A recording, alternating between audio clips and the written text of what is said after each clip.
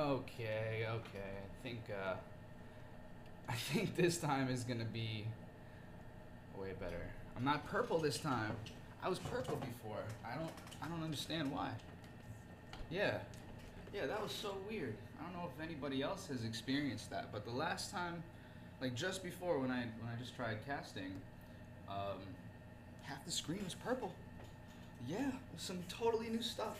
Totally new stuff. So, hey, we've got 14 folks in here. Welcome, good morning. What are we gonna do today? We are going to, I know, I washed the purple. I cleansed myself. I cleansed. Yo, I have no idea what that was. But yeah, it's Thursday. It's a couple of days later than I normally do my lesson scope, but it's not too late. And considering the density for, yeah, a new feature, considering the density of the information that I pack into these lessons, you know, give or take a day or 2 days, it's really not gonna matter very much. So I have 4 basic topics that I would like to cover today. And before I go into them, I'm just going to remind you guys that after the scope is finished, I'm going to upload it to YouTube, or at least try. Last week when I uploaded, or when I attempted to upload, I don't think it made it up there. But yeah, 4 basic concepts today. We're going to talk about proper piano technique, and this is for any type of pianist, classical up to pop, jazz, everything in between. We're going to talk about the right way to use the sustain pedal. It's just my name, Jared Kashkin. If you type that into YouTube, you'll get me. We're going to talk about voicings. This is a slightly more advanced concept, but still something that's really good for people to know. And we're going to talk about, well, I'm just going to reiterate the metronome's value and essentially just remind everybody that there is a good way to practice. There's a few good ways to practice, but there's certain fundamental concepts that that are just absolutely necessary. So, okay, first thing, proper piano technique. To demonstrate proper piano technique, I'm going to warm up a little bit for you guys and explain exactly what you're seeing. Welcome, everybody. So, apparently, speaking of metronomes, all right, this is a metronome. They come in all different shapes and sizes, but they tend to do the same thing. They keep a steady beat. Thank you guys for all the hearts. I'm loving it. It's Thursday. It's a great day. Good morning, Rafi. So yeah, with this, you can change the rate of the beat, and this is essentially the most powerful tool for any and all musicians. So I'm just going to warm up very gently right now. I'm not trying to go too nuts. I did just wake up, you know, maybe 45 minutes ago. But observe. The main things that you need to check out. Oh, good morning. Good morning. Cool. The main things that you should be checking out is my back posture, the distance that I am from the instrument, the angle that my arm makes. This should be roughly a 90-degree angle. You need to observe a level wrist. This is very bad. It cuts off circulation. Not good, not good, not good. You always want it to be level this way. Then to go into the knuckles, you would ideally want to have these knuckles kind of going up. Over here, you want these knuckles bent. The first knuckles you want bent as well. Hey, my pleasure, Fade Woman. Yeah, so knuckles bent, level wrist, elbow at a 90-degree angle, or close to that. You want your arms to be relaxed. Whatever you're playing, you want to be relaxed. So, okay, so to demonstrate this, here's some scales.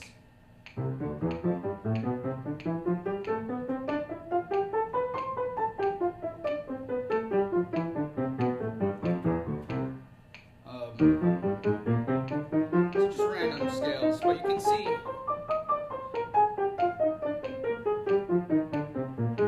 the posture stays the same, the back stays the same.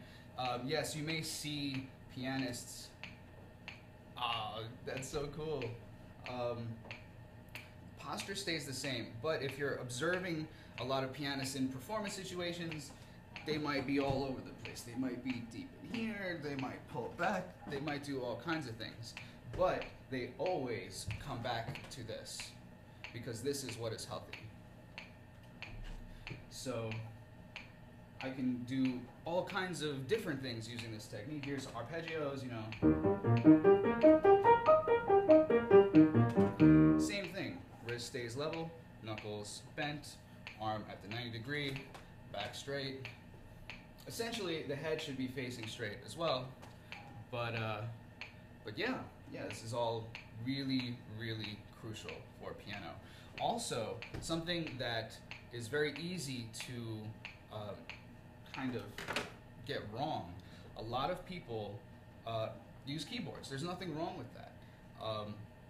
But what is wrong with using keyboards very often is the level that the keyboard is at in relation to where you're sitting is not the right thing. So you always want to keep the keys at the right level, or rather keep the chair at the right level, because you can't move the piano's height. You can move a keyboard's height, but you need to always be able to keep this angle in mind. So if the chair is really low and you're playing up to it like this, that's really bad. And the same thing, you want like a 90-degree angle. Yeah, just about this. I'll go a little bit higher. This is what you want to see. If it's like this, it's bad. If it's like this, it's bad. It has to be like this. No problem. No problem. It's very, very important. Also, we can look at the chair. We can look at where to sit in the chair. Right now, my room, this area, it's kind of cramped, so I can't really show the best thing for the chair, but I can say that you want to sit at, you want basically the back of your butt to be right about here at like the 1/3 point of the chair, so that you're kind of on the edge, you're not like sliding off, and you're also not so far back onto the chair that that you can't move very easily, because you need to be able to move laterally to get around the instrument when you're playing. So yeah, let me just put this stand back. 19 people in here. It's a nice sized classroom. Yeah, excellent. Key pressure generally different on keyboards. Absolutely. However, that is still no reason to change the angle of your arm in relation to the keyboard. You just need to make sure that you have that level aspect. Super, super important. Yeah, I'll play like a little bit of a piece, and I'm kind of going to go easy so that you can see the technique. Yes, do you know why benches don't have backs? Probably to keep musicians from leaning. However, there's a lot of older pianos that were made that do have little piano stools with backs. So I think that kind of was phased out over time. You could still probably find like legit piano chairs with backs, but yeah, it doesn't look as cool. If you see a bench, you see the person supporting their own back with the right posture, it kind of looks a little bit nicer than a chair with a back that you can slouch into and play this way. You know, that's for slackers. That's not too cool. No problem, Fane Woman, no problem. Okay, so that covers the piano technique element. I'll play a little something just to show you the technique in action in, you know, a context outside of an exercise. So.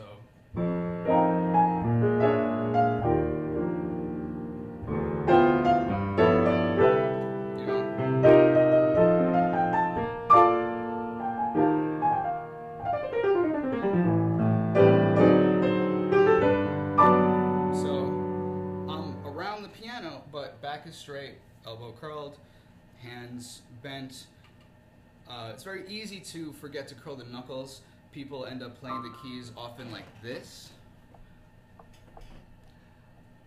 I think that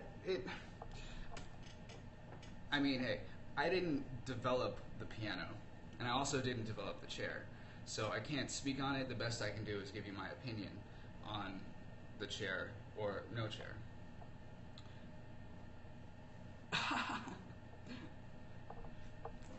Funny, funny. Nice. Yeah, that's possible. That is possible. Alright, so, yeah. A common mistake among pianists, among beginners especially, is when they play. Actually, I do need to move the phone so that you can see. Oftentimes, pianists or an aspiring pianist will do something like this at the piano. They'll play with flat fingers, or they'll let their finger bend in the opposite direction. This is very, very bad.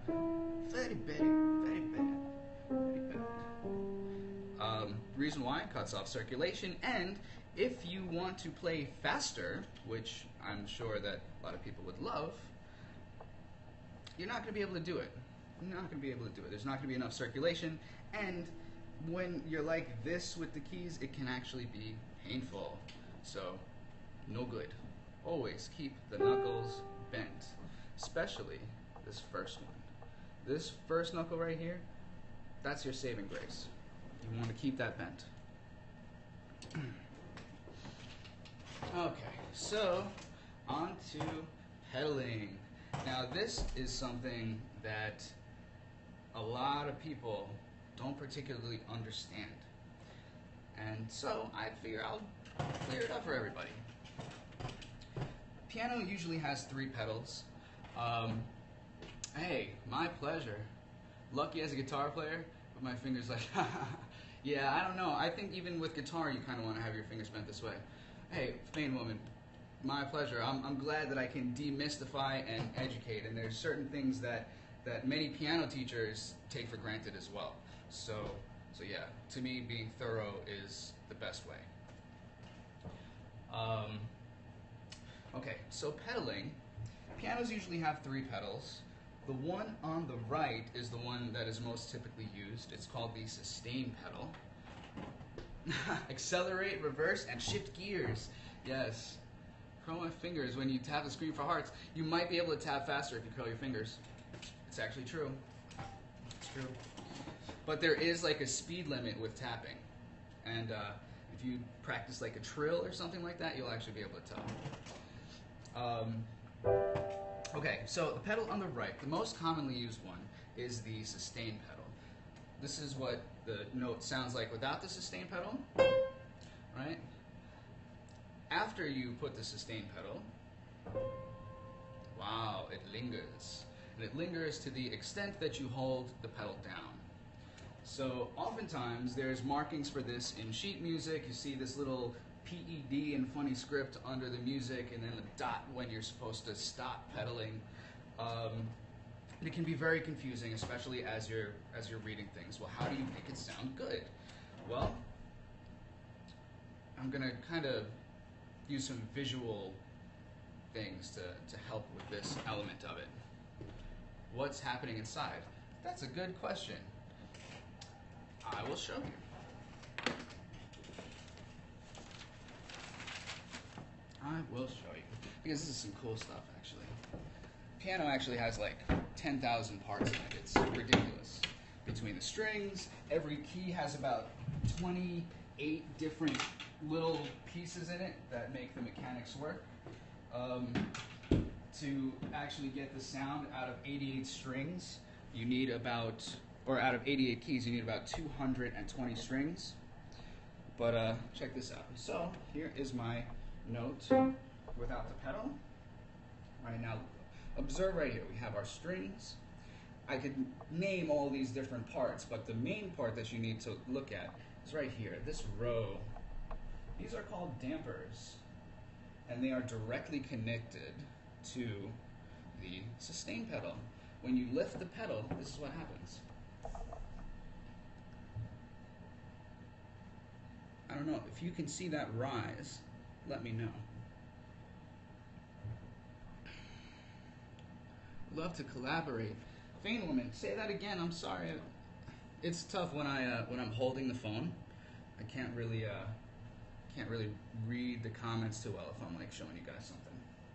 But you know, you can tune a piano, but you can't tune a fish. Yo. Vain woman is the most casual genius on Periscope. So yeah, it does not surprise me. Would love to collaborate and do physics of, oh man, that would be so cool. Talk about acoustics and materials, and yeah, that's brilliant. Absolutely brilliant. So yeah. So yeah, we've got the sustain pedal here. People also call it the damper pedal. And basically there's like a rod that lifts all of these dampers up at the same time. The middle pedal on a grand piano lifts the dampers lifts the dampers for the bottom half of the instrument. And I'll show you what that sounds like once I get my whole setup back here. Thank you guys for the hearts. Okay, so the right pedal will sustain everything. Right?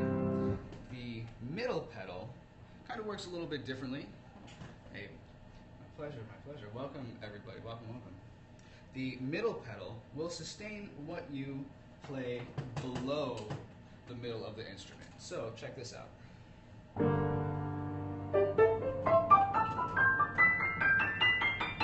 Right, so I'm effectively sustaining the left side of the piano here, and the right is not sustained. Genius. Yeah, they're a lot more rare, and they're situational. So specific music will call for the middle pedal, and in terms of the left pedal is called the una corda pedal. And what that does, and I got to show you this one too. The una corda pedal, this is a very slight thing, and with the way that my hands shake, I'm not even sure that you're going to be able to see it. But see if you can observe the keys moving when I press the left pedal.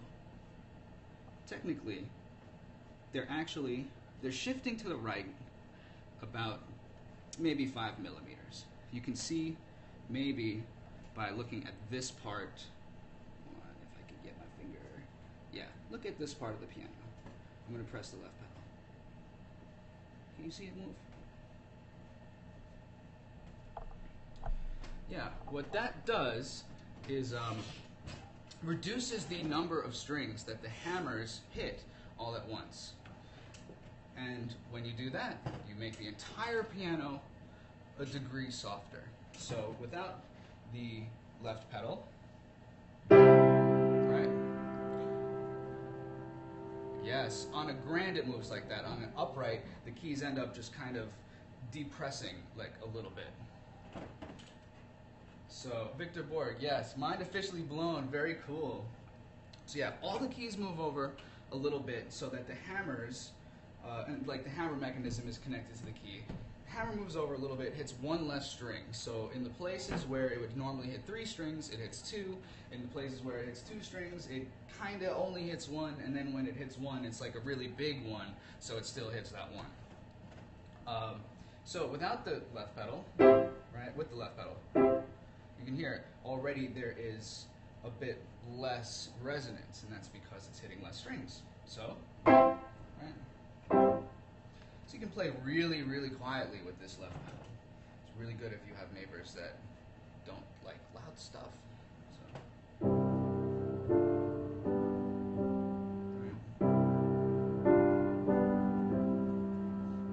All right, and then without the pedal, with the pedal, you see it tempers it a little bit more. Super, super good to know. And also good if you have issues with dynamics. All right, so back to the actual concept of pedaling.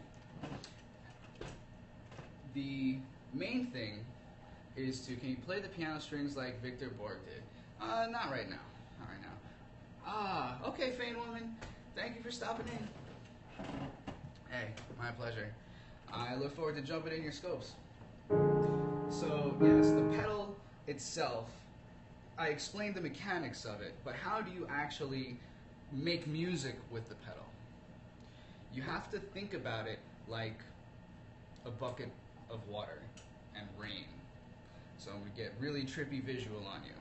Think about every note that sounds as a little droplet of rain. When you press the pedal, it's like you are holding a bucket and retrieving all of these sounds.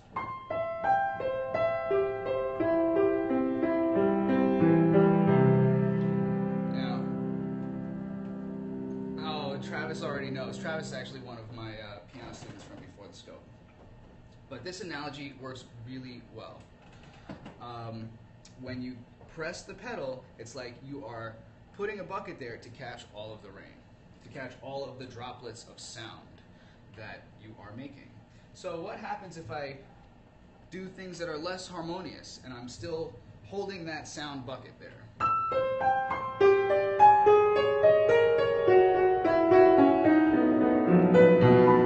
Like, it starts to become dissonant because too many different harmonies that are not related to each other are being held in the bucket. I like to say, at that point, the bucket is overflowing with sound, and now it's like messy. It's like, I really don't know how else to describe it. Taps being left on, yeah, it's just, there's like an overflow. And a lot of people don't know when to kind of pour the bucket off. Pouring the bucket off would relate to lifting the pedal up to reset the sound, to get rid of the sustain that's been happening and allow for potentially new harmonies to be caught by the bucket. So when do you pedal? Do you pedal just before you play a note, or do you pedal after you play a note? Well, if you're saying, okay, I want to capture some harmony, it's probably better to put the pedal down just after you play the note. Do you press the right pedal in a rhythmic pattern? No, you actually don't. You kind of are trailing with the right pedal. So for instance, here, I'll play Sam Smith's Stay With Me, right? So we've got, right now, for me to make that clean, what I had to do was press the pedal after, just after, like a split second after I played each chord. So here's the first chord, and then I pedal, and then next chord, and then pedal, and then next chord, and then pedal. If I just pedal once for the entire thing, listen to how that sounds. Synthesis, good morning, my dude. So this is if I only pedal once. Check this out. You can tell, right? It's like there's almost too much sound there being captured by the pedal. It needs to be reset. I'll show you again. Right. It's like messy. Exactly. You need to be able to pour off that bucket every time you play a new chord or establish a new harmonic structure. Harmonic structure is a chord. So this is a harmonic structure. Sometimes a lot of melody stuff that also kind of will give you harmonic structure as well. So you have to be mindful of when you use the pedal, the sound bucket, to actually catch the sound. And you have to know, oh, it's getting a little messy, I need to pour it off. Or maybe I need to pour it off before it gets too messy. So yeah, you play your chord, then you press the pedal. It's usually just a couple of milliseconds after. So, right, I'm playing the chords at the right time, and I'm pedaling after I play each chord. So definitely try that out. Keep in mind the concept of the bucket and each note as a droplet of sound. Please do that. I think it will improve your pedaling. So the next concept I'm going to talk about, we only have 2 more concepts, and this one is kind of more advanced. You can call it for producers, you can call it for anybody that already kind of has an idea of, you know, what a chord is, what all of the chords, at least all of the triads are. If you have an idea of 7th chords and stuff like that, also very, very, very useful. That will prepare you for what I'm about to show you. So, what I want to talk about is a voicing. My pleasure, Michael. Absolutely my pleasure, man. I'm happy to give you this knowledge. Very happy. So what is a voicing? Well, before me getting into a voicing, let's talk about what a chord is. And very simply put, a chord is more than one note at the same time. So, that's a chord. That's a chord. That's a chord, but I'm not going to even try and name it. So, chord, chord, chord, chord. Sometimes you get one chord that is a certain shape and you will stack it with another chord. Now, there's a lot of different ways to play chords.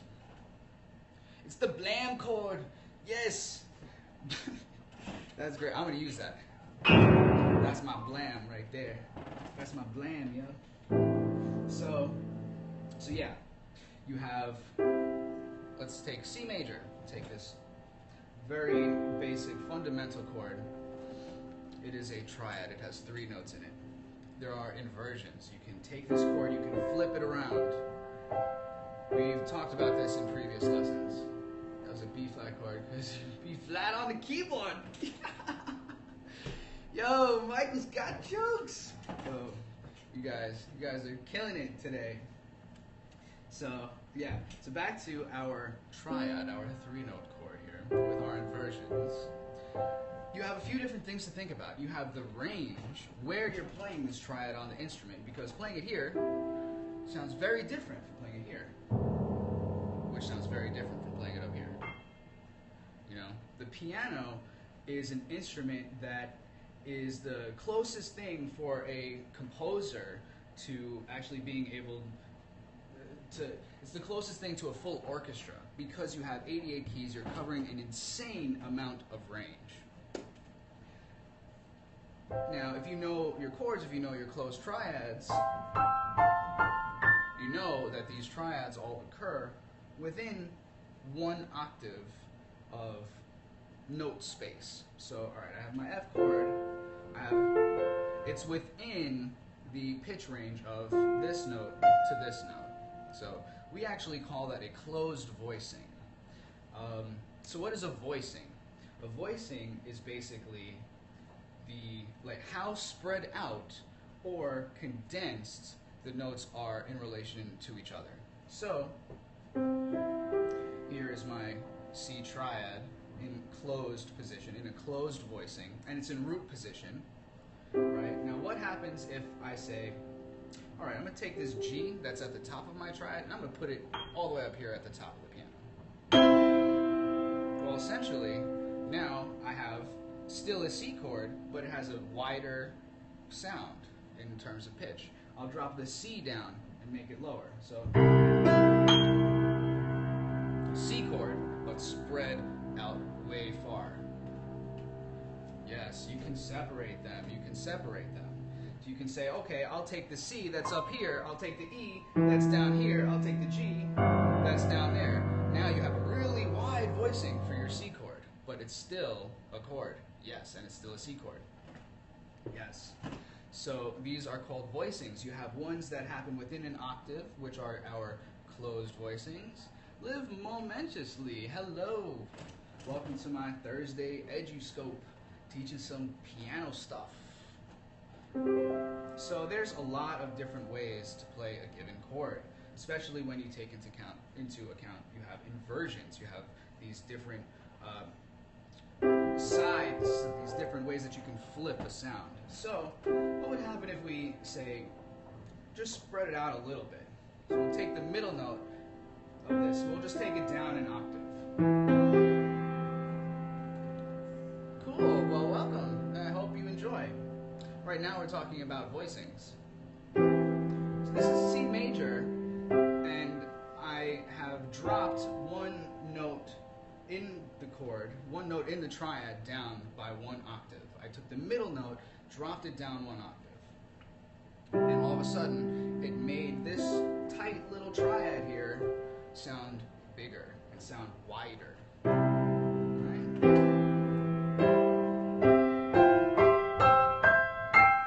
It's pretty neat, right? It all of a sudden sounds more orchestral, it sounds bigger. Pianists can use a voicing like this in the left hand to make up for the fact that they're not playing with a bass player. So that part of the range can receive something solid if you play, you know, a wide voicing down in the bass range. Also, if you think like an arranger, an orchestrator, a producer, you can use these wider voicings with other instruments in your palette. So for instance, strings and brass and harps and all of these other instruments, they benefit greatly from different voicings in different organizations. Hey, my pleasure. My pleasure. I'm glad that you like the examples, man. Definitely. So right now I have these different wider voicings. Here I'm going up the major scale using this voicing. But imagine something like this being played with strings. It's a whole other thing. It's a whole other thing. Right now, all we know is the sound that the piano makes. But if you look at the pitches and the way that they're spread out, you can do some huge things with that. And then we'll add in the cadences, add in all this other stuff. Voicings become a really, really powerful tool to get more mileage out of harmony. So, how many different voicings are there? There's actually a lot. It's really only limited by what you can physically play. In more advanced scopes, in my private lessons, I talk about a few different types of voicings.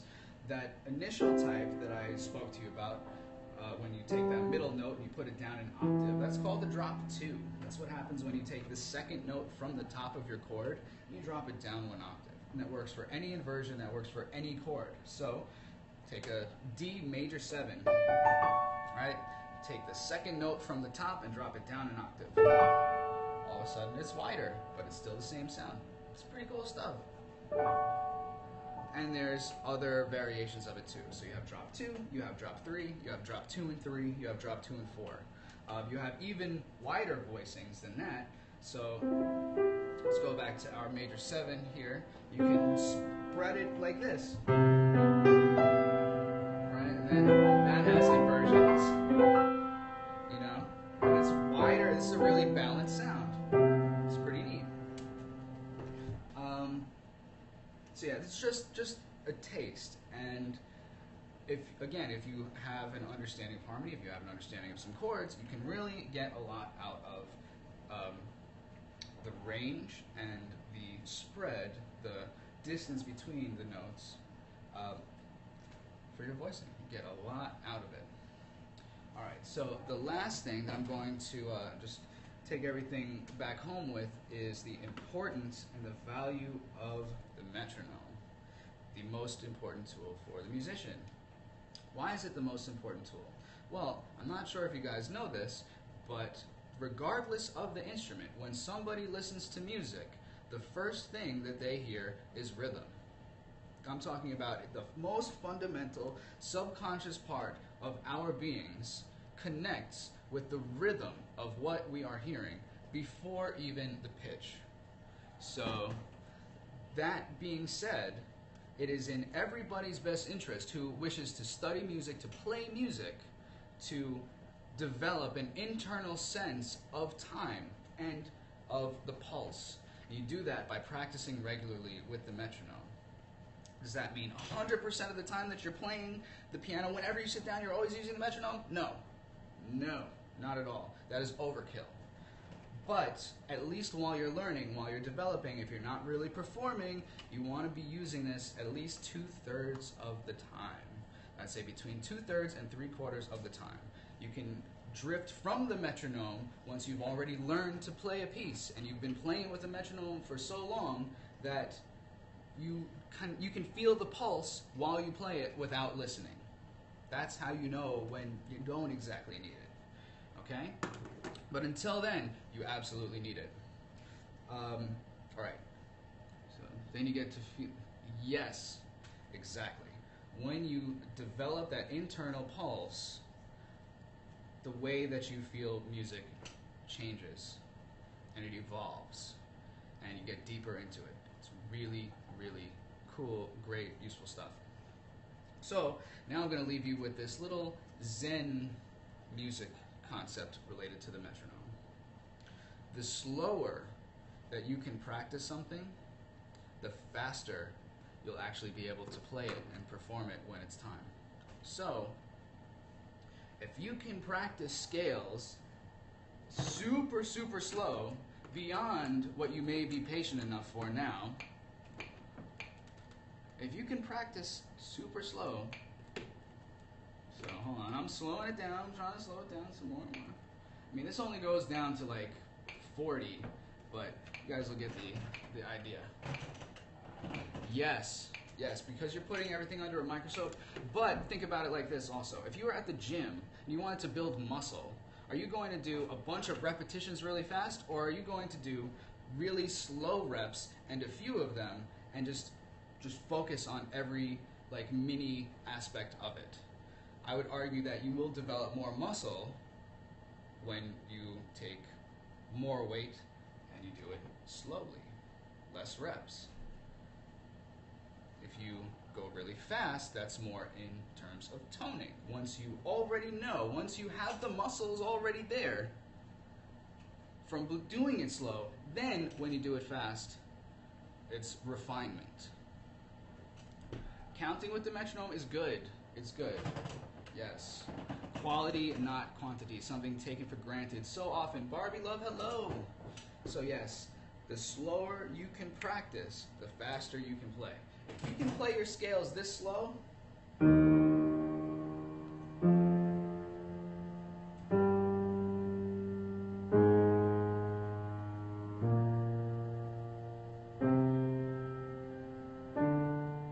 this is without a metronome.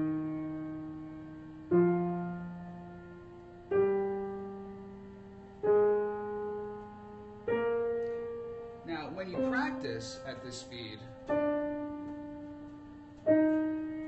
a lot of things can happen. Your awareness actually begins to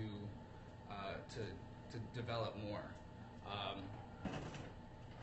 So basically, yeah, the slower you practice, the faster you can play. And it is amazing. When you're playing slow, yes, you have this metronome here.